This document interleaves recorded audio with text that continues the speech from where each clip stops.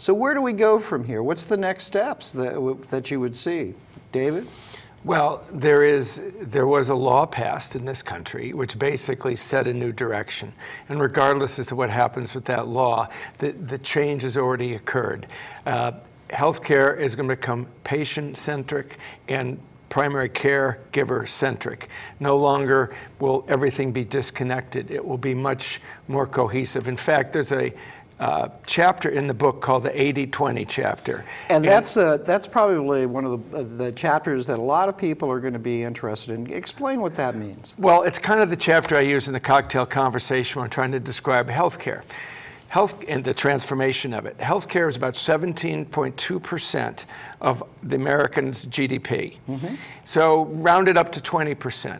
So basically, in the new health age and in the new landscape of healthcare, all of that wonderful stuff that's in the 80% of our GDP, connectivity, searchability, transfer of electronic data, all of that is just coming to healthcare. So all the wonderful stuff, all the devices we have, all the demands we have about being able to search things, all of that is coming to healthcare. So it's simply that healthcare, 20% of our GDP, is now going to get upgraded to where the 80% already is.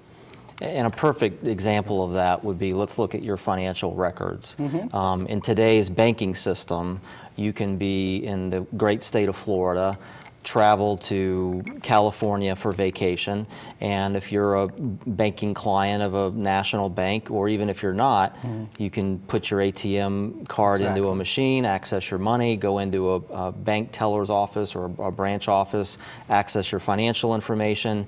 But in today's healthcare delivery system, you can literally sometimes be across the street from one provider to another provider and not be able to easily access some of the most important information in our lives, and that's our health information. And it causes not only inefficiencies, as David just mentioned, but certainly clinical quality issues in our system today, not having that connectivity.